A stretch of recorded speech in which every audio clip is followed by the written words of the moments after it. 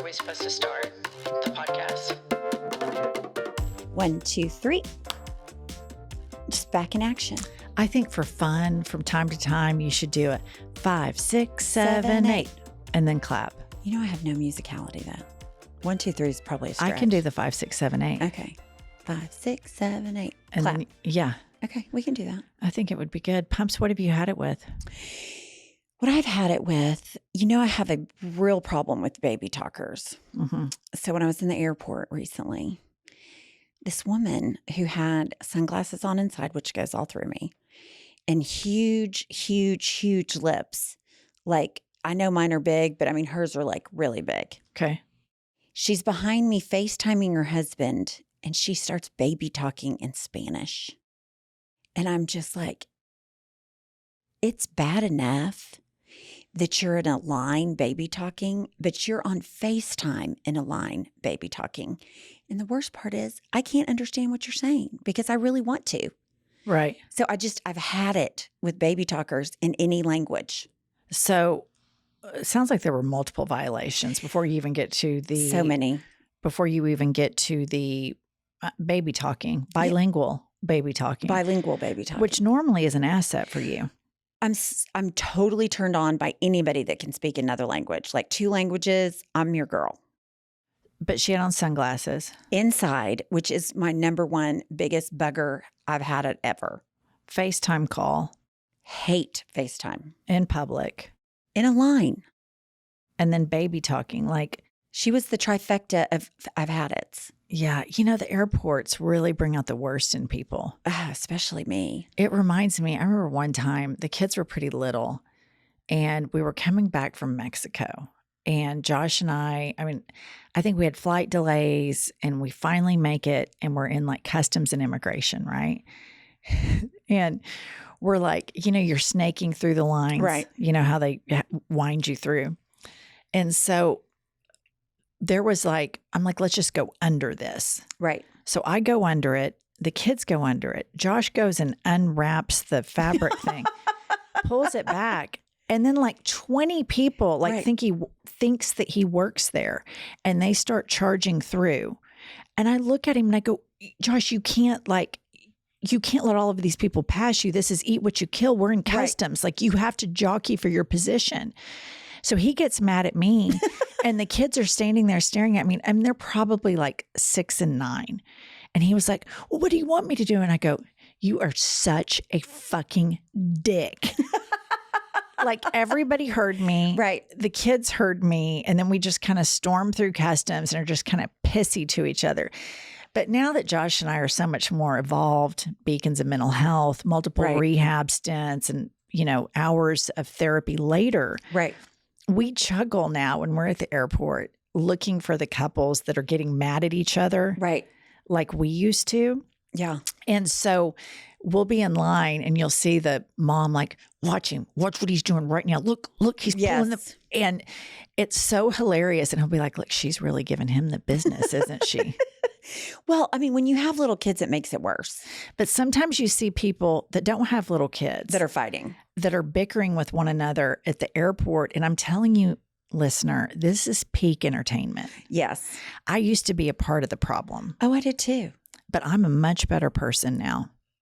I just am much more relaxed because I'm not married anymore. I think that's why I go through customs. I used to, like, if we had a plane change, like coming through customs particularly, I would run out, smoke a cigarette, and come back. So I would brave that line twice. I've done that with you. I mean, what the fuck? Multiple times. I mean, how bad do we hate security lines? And I just volunteered to double it all. Yeah. I mean, I would basically run off the jet bridge. Yeah. Run out there, smoke, run back, wait in security line again. Yep. God, you couldn't be not addicted. I couldn't be not addicted. No, but I'm just telling you, listener, keep an eye out. When you're at the airport, you're bored, starting to get frustrated. Look at the couples and look at the teeth grinding and the whispering and the low voice like this, like, get up there, get your idea. God damn it. Where's your boarding pass? Yeah, it's really good because everybody like collectively is sharing this irritability and frustration. Yeah. And obviously there's nothing more satisfying than taking out said frustration on your life partner. Oh, there's nothing better than that. But I no longer do that anymore because I'm just all cupcakes and roses over here. You're so evolved. It's unbelievable. Enlightenment City over here, baby. Yes. I'm only petty and little on this podcast. Right. I mean, I just look up on the high road and I only see the soles of your shoes. You know, it's cold up here on the moral high ground. You need to bring me a blanket so I can just curl up on the moral high ground. Yeah. All right. So let me tell you what I've had it with. I've had it with the overabundance of surveys. Oh, yeah. Everything that I do, I go to get a blowout. Please rate your blowout. Did you like your blowout? You stay at a hotel. How was your experience? And it goes on and on. And then I've noticed something new. So it's like 25 emails after an event is over with that Right. I don't want to relive. Now I've noticed something new when I'm using an app. In the midst of using the app, a little alert pops up. Are you enjoying your experience? Oh, I hate that. On this app? Hate that. And then you're forced, and you have to You put, can't go forward unless you fill it out. you have to put yes, and then it will prompt you again. Please give us a star rating, and you have to do it. Yeah. And so, like, I'm being forced into a Yelp review that I didn't opt into. Like, I can go and give this thing a review later on my own terms, Should you want to? but they're engineering this app to where you're forced, you're locked and loaded. And then I'm like, I didn't want to do this. I didn't want any part of this. This is ruining the entire app experience for me. Too bad there's no comment right there where you could say, I loved the app until you sent me the survey and you fucking suck. That's right. That would be good. But I'll tell you, speaking of 5 stars and reviews, I would be remiss if I didn't remind our listener to go to Apple and leave us a 5-star review. Right. Because we do not practice what we preach, and neither should you. Mm-hmm. Or if you're going to leave a 1-star review, make it a great hate comment. 'Cause Exactly. we enjoy those too. I saw somebody the other day on Apple left like a 4-star review and explained why it was a 4-star review. And then I was just like, honestly, that's fair. I'd say Right. we're about a 4-star podcast. You don't even have to leave an explanation for such a mediocre rating. Like I'm fine with 4 stars. Right. I mean, honestly, in my opinion, that's exceeding the expectations that we had upon ourselves. Right. We're about a 2.5 and we're 3 on a good day. right. Right. Yeah, exactly. Welcome, everyone, to I've Had It. I'm Jennifer. I'm Angie.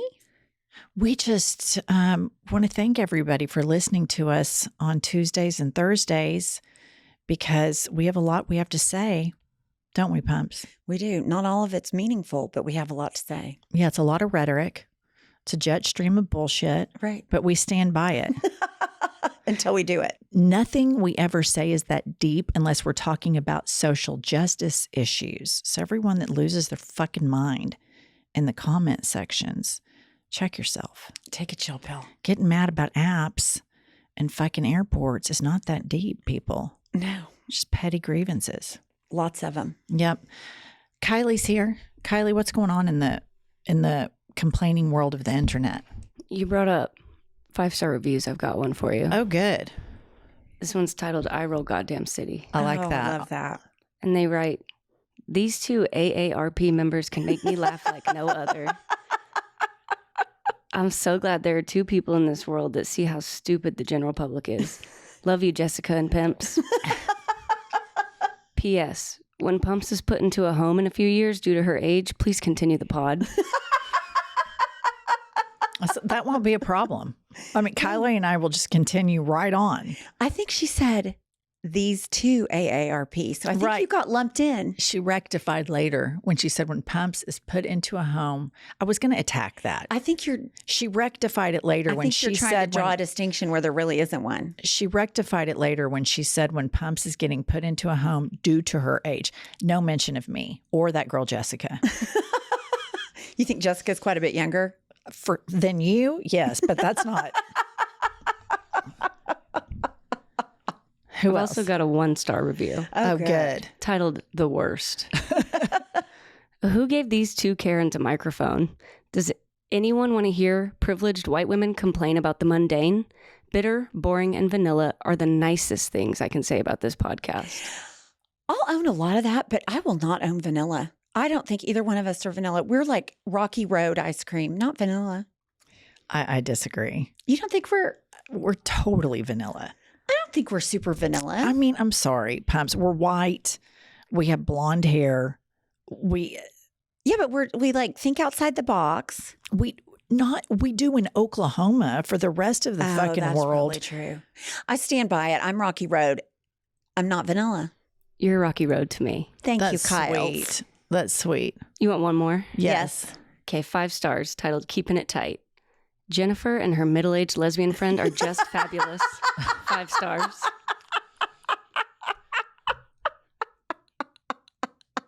And so it continues. That's good shit right there. Oh, listener, before we proceed, I have to tell y'all a little something. The plot is thickening on all of us gaslighting Pumps into the lesbian arc. So we all know about the erotic dream, right? So we were on tour a couple weeks ago, and we're on stage, and we're talking in New York, and we're talking about Pumps' erotic dream, which I always knew was with a basketball player and Pumps. That was a twin. You knew there was a twin. I knew she was a twin, but I thought you only had the erotic dream with one of them. Right. Come to find out, it is a incestuous menage a trois It was. with an orgasm via the star of our show, Pumps, with 2 twin sisters. And we need to remind the listener and the public at large, this is the singular wet dream this woman has ever had in her life. Is one not very many? I mean, I know it's not very many. I know boys have them more than girls. How many have you had? I don't even think I could count them. Oh, really? So over 10. Oh my God, Pumps. Yes. Pumps, can I ask you a question about this dream? Yes. I mean, it's been 20 years. So, I mean, I don't know how many details I'll have. We talk about you being a pillow princess. Right. Did you do anything to them, or did you just get... That's a great question, Kylie. And I can honestly say I don't remember. I would assume, I know we kissed, but I know that still qualifies as pillow princess. They did something to make you orgasm. No, totally, but I don't know what that was. I'm just wondering if it was mutually beneficial for the twins as well. I'm guessing, I mean, if I had to like put a gun to my head, I'd say probably not beneficial to them. You're not a giver. Huh? Not a giver in the lesbian dream, I don't think. I mean, I could have been a rock star. I could have just been unbelievable in the sack, but I don't remember. Let's dive into this making out with people in your dreams. Who else have you made out with? Oh, I don't know. You know, like somebody you run into the supermarket, you haven't seen for a while and you end up kissing in your dream or something like that. I mean, nothing like, it wasn't like Brad Pitt or anybody. Do you think the girl in the dream would say you're a good kisser? These other people? Oh, I would think that I'm a great kisser in my dreams. You think the girls would say that? Yes, both girls. Okay. I ask Kylie this all the time. Kylie, what do you think about all this? I think it sounds pretty gay. It's just becoming my tagline because of you, Pumps. What else has been going on, Pumps? You were in court today. I had mediation today. Liked my client, so that's always good. Oh, okay. So the mediator today told me that we had a case together like when I was a baby lawyer. And the only thing she remembers about the case was that when the judge went off the bench during the recess, I went in the corner and took my pantyhose off and threw them in the trash can. I was like, I don't remember that, but it sounds exactly like me. I haven't worn pantyhose since then. And I also remember before there were cameras in the halls, I used to go through like going from floor to floor and I'd like spike up my Spanx in the hall, like pull my dress up in the stairwell, pull my dress up, put it down. And then probably like 10 years ago, I was doing that and I looked up, there were cameras. I was like, well, fuck, we have reached the new life that you can't pull up your Spanx in the stairwell. What do you mean pull up your Spanx? Like if you're wearing Spanx and they like start falling or something, you pull them up.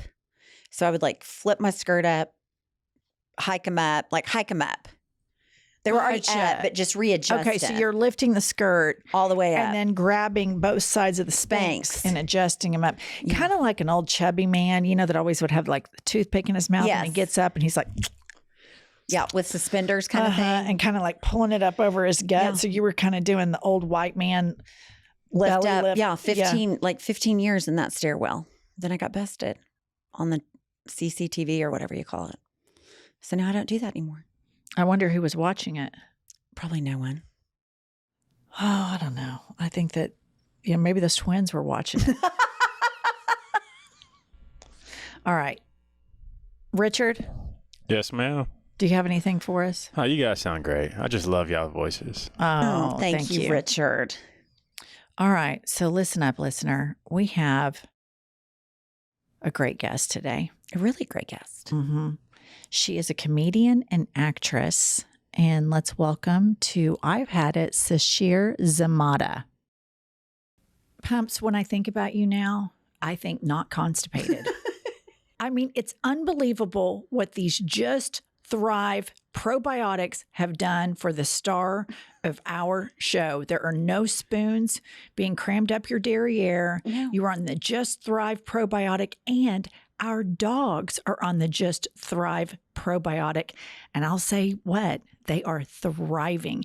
And I am on the Just Calm psychobiotic. It's unbelievable how much less psycho I am. I can completely tell a difference in your psycho level. No question. Listener, if you're ready to take control of constipation, bloat, and stress and live your healthiest life yet, you can get 20% off your first 90-day bottle of Just Calm and Just Thrive probiotic today.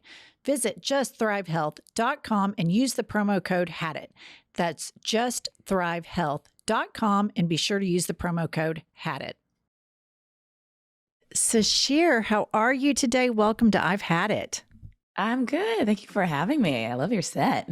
Oh, thank you. Well, we like to meet here every Tuesdays and Thursdays to discuss little petty grievances that we've had, and we consider it therapeutic to get these things off of our chest with friends. Absolutely. we have found being positive all the time doesn't work for us. And we've tried it. And we ended up in hours upon hours of therapy sessions. And that's a different podcast on a different day. But we consider ourselves more enlightened now. We consider ourselves beacons of mental health. We do play past positivity and got to a new realm of Cynicism. positive cynicism. Positive cynicism is our brand. So in that vein, Sasheer, tell us what you've had it with. I've had it with people telling me to stop killing spiders in my own home. It's my space. Right. And I get to decipher who stays alive and not in my own home, I think. I can't stand the people that usher bugs out of their house instead of just killing them. I'm like, fucking get over it. Kill it. Move on. It's Darwinism. Truly. I mean, it's like, there's plenty outside of my house, and somehow you chose to go inside, and now that's just the rules. This is my domain. And I've seen all the articles that are like, don't kill the bugs because they kill other bugs, which feels like they wrote it. Feels like a spider wrote that article. Totally. Also just that, like, yeah, if spiders are going to decrease the bug count in my house, they're adding to it. They are the bugs. I can just get rid of them myself. I don't need the actual spiders. I'll get rid of all the bugs. I don't need you. Right. I've had it with all the bugs. I totally agree. I was once bitten by a black widow. Yes. Oh, and I had the bite mark, and then it showed through my veins where the poison traveled through, and you could see where it went. So I'm really big into spider homicide. I mean, I think it's something the three of us could band together to promote because it's a giant globe. They probably outnumber us. For sure. Absolutely. And I think that once you come onto enemy territory, like my house, your house, it's war at that point. Yeah. It's the death penalty. Yeah. I agree. There's also this awful rumor that you swallow 8 spiders a year or something. Yes. I It's Googled actually that. false. Yes. I Googled it too. Yeah. That was I think it was a test to see how fast a rumor could spread or something like that. It was a fake tidbit that was given to the people, and the people ran with it. And they're like, yeah, we swallow them in our sleep. But it's we have esophaguses. They would close. It's not our mouth is just open and like a hallway for bugs to go down. And don't you just love that, like, so many people are so gullible that they buy into that like, oh, yeah, as a species, we're swallowing dozens of spiders every night. Nobody wakes up. Nobody goes, what is this on my tongue? Because the likelihood that one would get stuck on somebody's nasty ass plaque-filled tongue, the legs could get stuck in there and they'd wake up and people would be pulling spiders out of their mouth. And I haven't heard of one. I haven't heard of one documented case of this yet. We have all of these people that love to believe bullshit. Yes.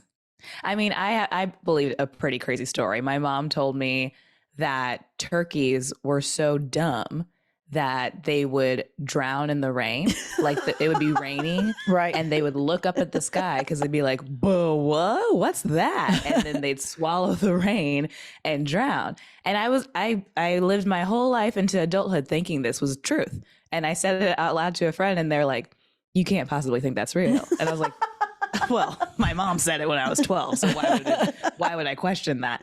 And then we looked it up, and it's absolutely not true. Same kind of science with the spiders. Of course, turkeys wouldn't just open up their throat and then swallow rain and die. And they know what rain is. It's not like they're confused. But I think what actually happened is it was like a Southern old wives' tale because there were a bunch of turkeys that were dying in the rain. And I think what happened was it would rain, they'd try to run away from the water and they would like try to climb over each other at the fence and claw each other to death. Oh. Which is a more horrible story to tell your kids on the farm. So I think a lot of kids just got told, oh, they're just drowning, which is not better. I was told that same thing as a child. About the turkeys? About the turkeys, yeah. Really? I missed out on that. Yeah, the drowning turkeys because they were so dumb. That's exactly what I heard. Yeah. Kids get lied to quite a bit. Oh, yeah. Starting with Santa Claus, Easter Bunny, Tooth Fairy. My mother would tell me this elaborate story, and she would be like, I'd lose a tooth, and she'd say, oh, Jennifer, you just put it under your pillow. And I remember when I was just your age, I put my tooth under the pillow, and I heard something in my room, and I looked up, and I saw this blonde hair and this white gown exiting the room, and it was, in fact, the Tooth Fairy. And I believed her. Like, I totally believed it. Yeah. And then you know what my mother forgot one time? She forgot to fucking do it. My mother would forget to pick me up at school, so of course she forgot about the lost tooth, right? She would leave me at grocery stores sometimes. She totally forgot she had a kid. And so I wake up and I look under my pillow and I'm like, there's no money. So I go into my mom. She goes, oh, she must have been really busy, darling. Go back to bed. So I go back to bed. She comes in, gives me this giant hug, slips like a $5 bill under the pillowcase. And of course, then she leaves. And I cracked the entire case because the tooth was under there. And She the didn't grab the $5 bill tooth. and that jet stream of bullshit about her seeing the Tooth Fairy's gown. It was just she totally whistle blew on herself. Yeah. It's a lie when there's like too many details. Like, okay, blonde, a white gown. Why is this important? Yeah, exactly. That is so true. Exactly. Well, what else have you had it with, Sasheer? I had these chairs, these outdoor chairs that I had like these thoughts of grandeur that I was going to like wrap them up in twine because I was like, it'll look kitschy and farmhousey. And I bought so much fucking twine. And then I started it and I was like, oh, this is going to take me my entire life. Why did I ever think I could do this? And so I stopped. It looks so pathetic. There's just like one row of like twine on the top of this chair and I gave up. And the other day I took the twine back to Ace Hardware and the person at the cash register was like, oh, what were you doing with all this? And I was like, oh, I was doing a project with these chairs. I gave up. And she was like, I would have loved to have seen that. And I was like, I gave up. Why do you just take the twine away from me? This project will never happen. And in fact, I'll probably throw the chairs away. I just like, don't ask me about it anymore. And she's like, do you do a lot of home improvement stuff all the time? I was like, obviously not. You know what the biggest racket in the DIY world is? And it is the gingerbread houses around Christmas time. So my kids are now 17 and 20. But when I was this young, just aspiring mother and I wanted everything to be magical for my children before I realized how doomed we all were. And so I would go to Target and I'd buy, oh, this looks so great. It looks just like what you see on TV. I'm going to build this gingerbread house. I've tried probably 7 different times. They're impossible to build. Right. They fall Yeah. apart. The walls fall apart. You are set up for failure. And then the kids are upset. Have you ever tried to do these? I tried to do it once and it was a disaster within the first 30 minutes. And I said, fuck it. I don't know how Yeah. you do it. Christmas time also just seems like a crafting nightmare for parents. I can't Yes. imagine. I don't have kids, so I haven't been asked to do this. But like I've seen videos of people doing the elf on the shelf stuff where you have to move an elf every night. Yeah, I and tell always your kid that forgot. the elf moved by itself. Yeah, I always forgot about More the elf. lies. More lies. And then I totally. More lies. And then I would forget about it. It's just one more thing Yes. you have to do at Christmas, which is already overrun with shit. It's also very funny that we like want our kids to believe in Santa Claus or the Easter Bunny as if those are good options. Like some old man is breaking into your home when you're asleep and has also been watching you sleep the entire year to Right. make sure you've been good. Right. And then they like give you stuff, or if you're bad, they give you coal. Like there's like, why is this a good story? I don't want to. Yeah, now with all the breaking into houses and sex offenders, the Santa Claus is a whole new light as an adult, for sure. Truly, it's like don't trust strangers, but we do want this guy to enter our home sometimes. While we're sleeping. So I did a deep dive into you, and I noticed that you were a celebrity ambassador to the ACLU, which is amazing. Amazing. The ACLU does amazing work, and specifically for the Women's Rights Project. So will you share with us and our listener, because we're either trying to enlighten our listeners that are on the middle of the road or get rid of the far right listeners. So do your part, Sasheer. My pleasure. Yeah, I've been working with the ACLU since 2014, and they approached me because the things I would talk about in my stand-up or videos I would make kind of aligned with what they were working with the Women's Rights Project. And so with them, I would make sketches or do speeches, and I basically try to like break down what they do in layman's terms because they're lawyers and Right. everything they're doing is very law speak, and get a funny lens on it. So talking about like racial bias or privilege or forced pregnancy and the reproductive rights that have been stripped from us recently. Yes. Those are big issues that the ACLU is working on right now. But I think that what they do is really important, and I think the work they do is important. And I think really what they want when they work with like celebrity ambassadors is more amplifications, and I'm happy to do that whenever I can. So what can you tell our listeners about the Women's Rights Project? Because I think that, obviously as a woman, you feel sexism and a gender disparity throughout your whole life. But I think I think if you're a woman of color, I think that feeling is even more intense than Angie and I could ever imagine. And so can you please share with our listener the challenges that you faced as a Black comedian, forging a very successful career in your life?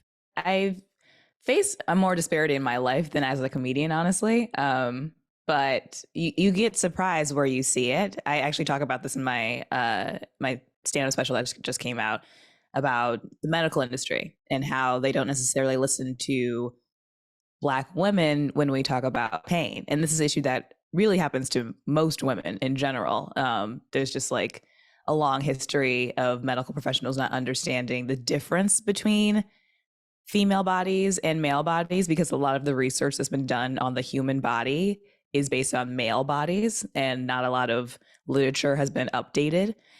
And then when it comes to African Americans or people of color, not a lot of research has been done, period. And Right. so we might say something like, I feel pain here, or this is an intense heat here, or something like that. But then they're in their medical books, they have things literally say things like Black people have thicker skin, or our veins are bigger, or like things that are not true, but they're still being taught those things.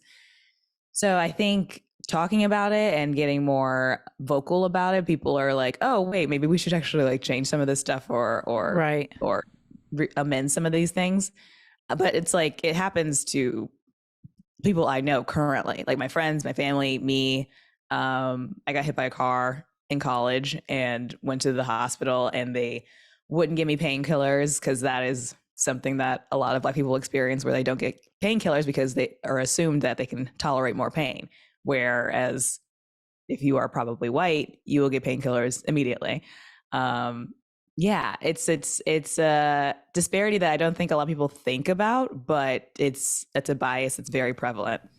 Yes, we've had the podcast now for about 11 months, and our first Black guest that we had on, Kylie, our producer, makes, reels to put on social media.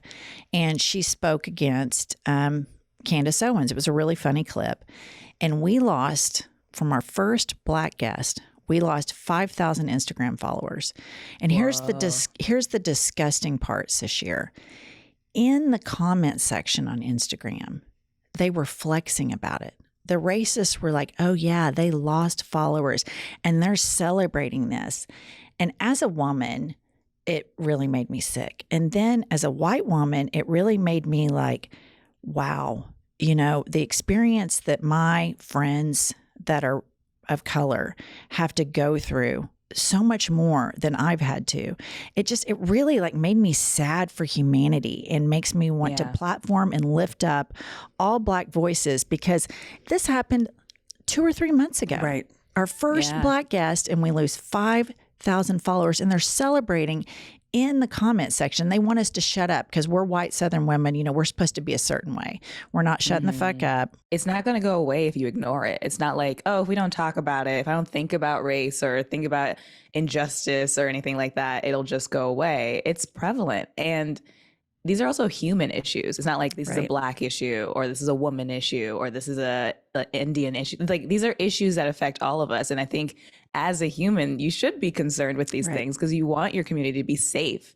You want your community to be safe for your children, safe for your neighbors.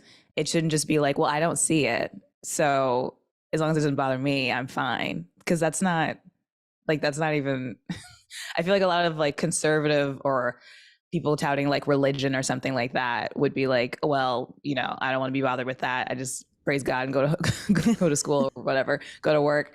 But it's like, that's not Christian like. That's not that's not what I feel like America was built on. Like, there's a lot of things that people are saying they believe in, but they're not putting it in practice. I mean, had it with it. You and me both. All right, let's lighten it up. Let's play a game. Thank you for sharing that. It's something that I think that people have to get comfortable talking about and platforming, so that we have empathy, reciprocal empathy for one another and for everybody's experiences. And we like to do a lot of shit talking on here, but any chance we can, try to make a little bit of a difference, that's a hill we'll die on. Right. Yeah. I mean, I appreciate it. I'm glad you asked, because I do want your listeners to think outside the box, think outside their community, because that is important. And that's what I like doing comedy for that reason, because I do feel like comedy can break down people's defenses and help them listen more to someone else's perspective. Like, in my stand-up, I pretty much just talk about myself and talk about my life from a personal perspective, but that does include being a Black woman in America. So if you are not that, you'll probably learn something. Right. I did a show in DC a couple of years ago, and this man came up to me after the show, and he was like, I want to tell you something. First off, I voted for Trump. And I was like, bad start. Why are you telling me this? I didn't ask. Okay. And he's like, I voted for Trump, but I loved your show. I had no idea anything. I didn't know anything about your work. I didn't know who you were. I just came to a comedy show, but I did feel like I could connect to what you were saying on a human level. And like, even though I didn't go through these experiences, I didn't feel alienated. I didn't feel like I was spoken down to. I just felt like, this was just purely funny. And you were talking from your experience as you experience it in the world. And I love that, because it's not like I'm trying to like get everyone to like hold hands and kumbaya in my show or anything. I'm just speaking my truth. But I love that people are still able to understand it, just because there's something in there that you can relate to. And I think that's what I want people to get when they see art. It's like, this is a human experience. We're all going through this. Even if you hadn't experienced it in your life specifically, hopefully you can understand it a little bit more and have more empathy for the people that it is affecting. Agree. Totally agree. Absolutely. I love that. This isn't a good start. Not a great start at all. Okay, we're going to play a game with you called Had It or Hit It. Oh my God. Welcome to Had It or Hit It. I would hit it. Had it. I hit it every day, sometimes twice a day. Sasheer, had it or hit it, going on dates for free meals. Ooh, hit it. I've definitely done Really? that before. I know it's like it is a waste of time. You probably will be bored, but for a free meal, I was broke in New York for a long time, and I was like, if you want to take me out and wine and dine me, and I'll just laugh at your dumb jokes for a little bit. There's no guarantee after. I could, maybe I did think I liked this person. I did want to go on a date. It's a risk either way. So yes, I'll take your food. See, I've had some bad dates. So, I mean, I would like rather lick cement, I think, than go and do that. Ugh. Sasheer, had it or hit it, eyelashes on cars. Had it. Had it. They're Had it. ridiculous. They are ridiculous. Who is it for? Like, is it for the viewer? Like, is it for all the other drivers on the road? Are we supposed to like look in our rearview mirror and be like, am I in the movie Cars? What is this? Is this car flirting with me? I always think the person that put that on there thinks they are so cute and clever. And I'm like, you're not Yes. cute nor clever. You look stupid. No. Do you think they're Disney adults? I mean, there might be a strong correlation. Because it's a very like Pixar thing to do. Totally. Yeah. So it really is. It really is. Yeah. Okay, I've had it as well. Had it or hit it, femmertizing. Had it. Okay, what is it? Had it. Femmertizing is advertising with a feminist lean to it. Oh. And so many products and companies do it where they'll put like feminist values or all these like women, you go girl, rah, rah, rah, we're rooting for you imagery in their ads to trick women basically into being like, I guess I need that thing. And it like happens with like body wash, shampoo, a lot of period stuff where like women are just like, they're like climbing the corporate ladder, they're riding horses, they're golfing, they're playing soccer, all on their period. Can you believe it? I'm not doing any of that. I just want to lay down. You show me that commercial where I just want to lay down. I have Right. a pillow in my lap. I have a heater on my back. Like, what? Why? Stop making me go outside. I don't want to do that. Yeah. It's like they do it with rainbow capitalism too. You know, Absolutely. They try to reach out to targeted groups, but we read Amazon reviews sometimes on our episodes. And one of them was for Bic pens that were made for women in pastel colors. I mean, how gross. Wow. And the reviewer was real tongue in cheek, like, I use this to prepare my recipe card for my husband's dinner, you know? Yeah. It's just so, but I agree. It's one of the two. It's either like, here's the gender role you're supposed to be in, or look what a boss bitch you can be while you're bleeding on day 2 of your period and you want to literally kill spiders in your house. Right. Yes. I just want to be in my house spider free and not have to do anything else. Yeah. It really is tricky. And it's like they think they're doing something good, but they're really like pandering. And it sucks when feminism gets trendy. Right. Not that it's Yes. bad. Obviously, feminism is good, but it just sucks when it's being used for corporate use. Totally.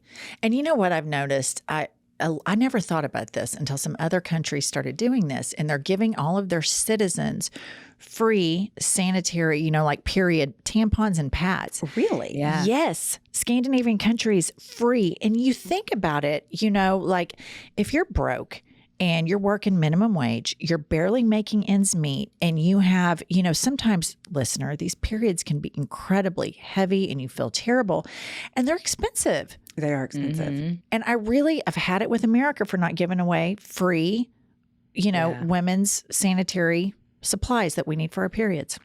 It should be free. I think I saw somewhere that some state at least took the taxes off of sanitary products. I saw that. But Oh. yeah, I'm sure it's So probably like give it to Massachusetts, not Oklahoma. It's certainly not Oklahoma. They get all the stuff. And you in California. Okay. Yeah. All right.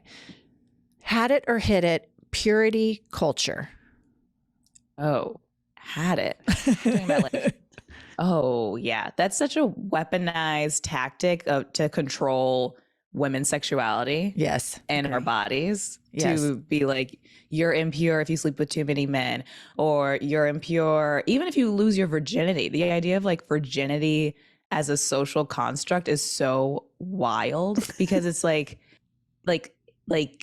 someone took it from you. Someone has to Right. take your virginity, as opposed to you having a choice in whether or not you want to have sex whenever you want to have sex. It's just like there's so many ways that you can shame a woman for owning up to their own body, and it's so unfortunate. Agreed. So misogynistic too. Tell her about Yeah. the people you know that have given about the rings. Oh, yeah. So they give their daughters, like on their 14th, 15th, 16th birthday, something like that, a ring to wear on their finger like a wedding ring, but it's a purity ring. And you promise not to have sex before marriage and you get to keep the ring. Now, how fucked up It's is that? disgusting. It's gross. It's really fucked up. It's gross. For a parent, a dad, to have that conversation with a hormone pumping teenager and put that shame on them, it's so it's so cringy. And where we live, you get out in the suburbs where Pumps lives, and it's full of people. No, and if they were listening to this, they'd be like, God, those girls are crazy. They're going straight to hell. And they're serious. Like, they believe that. That's how indoctrinated this culture is. It's nuts. Here's the thing. Your daughter is going to have sex. She just won't tell you. Wouldn't you rather her have the information on how to do it safely and like how to not get pregnant or how to not get a disease than for you to slap a ring on her and just lie to you? Now it's like, now she has to lie to you. You have created a culture where she does not feel safe to talk to you. Right. And or she's going to talk to her friends and get a litany of wild information because kids don't know anything. Right. And it's just like, why are we having this cycle go? Just like give her information, like here's how to do it safely. I'd appreciate it if you wait till you're married or until you're an adult, but like if you're gonna do it, like I want to be in the loop. Right. I think that's a much healthier way to talk to your kid about it. Sasheer, had it or hit it.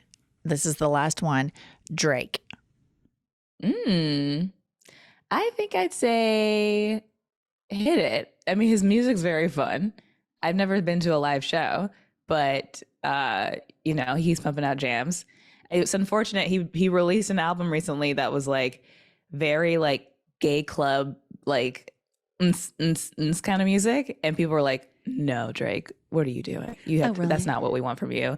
But then Beyonce did it, and everyone's like, "Yes, we love this. Yes, queen." And I feel bad that he somehow missed the boat on that train. But whoops. Yeah, I don't know that I'd know a Drake song from any other song. You would. I would. You would. They're everywhere. And he's collabed with everybody. You would 1,000,000% know a ton of Drake songs. Okay. There's no way you could be alive living on the planet and not know a Drake song. I mean, it's just a mega star. Okay. Yeah. When you go to your WNBA games, they'll be playing. Well, that's funny that you say that, because the only time I ever remember being acquainted with him was when the Raptors were in the NBA Finals, and he was such a vocal fan and so fired up. And they were like, yeah. "That's Drake." And I'm like, "Who the fuck is Drake?" But so now I know he's a big music guy. Totally. Well, Sasheer, I hope you feel better. I hope you feel like I hope you're able to go commit homicidal rage to these arachnids in your house with zero guilt, because we support you wholeheartedly. I do feel better. I feel cleansed from the inside out. Kind of like a giant Got that poo. rage out. Yes. Thank you so much for having me. This is fun. It was so fun to meet you. You are so gorgeous. You have the most gorgeous smile. Oh, thank you. Thank you. I love it. All right. Thank you so much, Sasheer. I like that she likes to kill spiders, because I hate little pussies about spiders. Nobody likes somebody who's I don't think I could save a spider. I think there are savable bugs. Like a ladybug, I'm not going to kill. No, I'm not going to kill a A ladybug. roly-poly. I'm not going to kill a roly-poly. But a spider's going down. A spider's going down. Mosquito, A roach, all that shit. a fly. Can't kill them quick enough. Yeah. All of those it's capital punishment. Right. It's the death penalty. You come in my house, there's one penalty. Yeah. I can make exceptions for cute bugs. Yeah, and less irritating. All those bugs that we mentioned are just fucking irritating. Yeah, they are irritating bugs. I'll tell you what will just not surprise you at all. My daughter, when she sees a spider, you would think that she has been hijacked on a plane. She is so panicked, screams bloody murder. I'll run into her room and it's a spider like less than a dime size. And she's screaming hysterically. I'm like, you're a big fucking pussy. And I stomp on it, pick it up, throw it in the toilet. Do you flush your spiders? Or do you trash them? Yeah. I flush them. Yeah. I think I got to flush it to make sure if the murder wasn't 100% successful, that the drowning will be. Yes. It's a twofold. Yes. You don't want any coming back. No coming back to life. That's right. We have to make sure it completely goes all the way down. All the way. Yes. So I'm sorry if there are any Buddhist listeners that are upset, but we believe in homicide for annoying bugs. Right. But That's not why they're ladybugs. called bugs, because they bug you. They bug. Yeah. Ladybugs, butterflies, roly-polies are exempt. Correct. For sure. All right, listen up, listener. Go to our link in bio. Hot Shit Tour is going to be at a city near you. If your city hasn't been picked yet, quit being a pussy in the comment section. We're coming to you. We're going to get to you. It's happening. We're only 2 women, all right? And so we're going to make it to you. Go to Patreon. We're dropping a couple of videos there a week. We have our documentary club. Follow us on all socials, 5-star reviews, yak, blah, blah, pumps. We will see you next Tuesday or Thursday or both.